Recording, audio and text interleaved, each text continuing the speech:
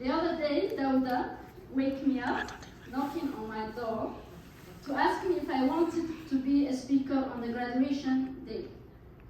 Somehow, the group decided to have two speakers, one from Anglophone-speaking countries, and the other from a Francophone, he explained to me. And somehow they found that it's a good idea that I would be that person. I asked him, am I doing it in French? He said, no, it's in English. I said, okay, yes, I will do it. But sincerely, I wasn't completely awake at that time. I was very surprised, but I said to myself, it's okay, Jamila, maybe they just so in love with your accent. I found out later it's just because no one chose to be the speaker. So, it gave me the honor to speak on this very special day, our graduation of the Mandela Washington Fellowship 2022 in the track of Leadership in Public Management from Maxwell School of Citizenship at Syracuse University. On behalf of the fellow, I want to thank the faculties and the mentor for sharing their knowledge and with generosity. Special thanks to Maxwell School Institute staff, John, Steve, Stuart, and other thanks to Rhonda, Abdullah, Kati, and Skylar for the support and constant help. You all represent the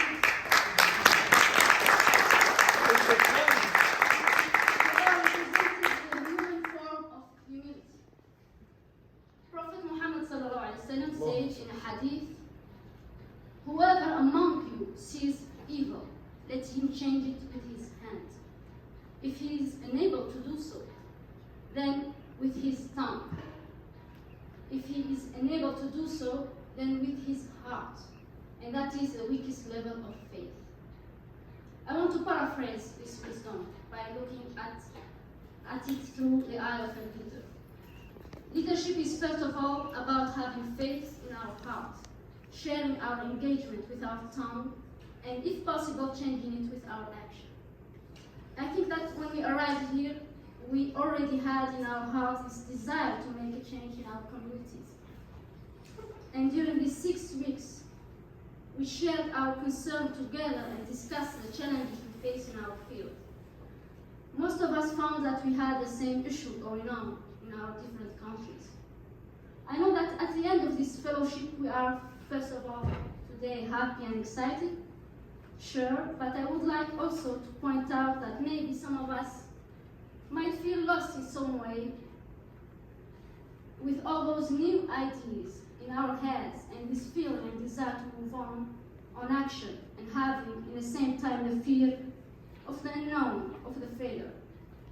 Allow me to say that questioning is normal. However, I don't want any of us to get frustrated or be helpless in the face of a problem bigger than himself. We can lead to change in so many ways. We can have a difference by making a continuous advocacy of why this change is vital for our communities. With the faith in our heart and tongue, we are leaning back, waiting the right time to lean forward. In the memorable words of Frank Fallon, each generation must discover its mission, fulfill it, or betray it. Not to fail in its mission. I hope to see you all becoming day after day, year after year, better than before. Yes. I wish those who will make their PTE a stay full of experience and to match their ambition. And to those who return to our dear continent, Mama Africa, a safe trip and a good return among beloved ones and friends. In this leadership journey, comrades and friends, be kind to yourself. As a speaker of the French-speaking countries, allow me to say, merci beaucoup.